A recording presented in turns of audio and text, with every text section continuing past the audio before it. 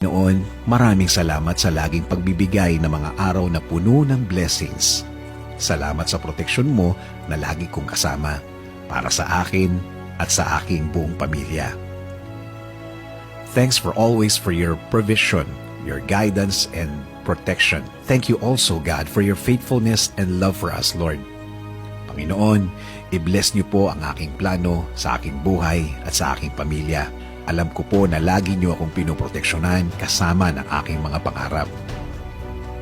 Panginoon, hindi po ako isang perpektong tao at alam ko po na hindi rin perpekto ang aking plano. Pero kayo na po ang bahalang mag-ayos ng mga mangyayari.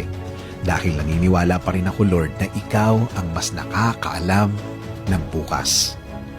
Alam ko po, Lord, na marami pa akong dadaanan para matupad ang aking plano sa aking buhay. Pero alam ko po na bibigyan niyo po ako at ang aking plano sa buhay ng tamang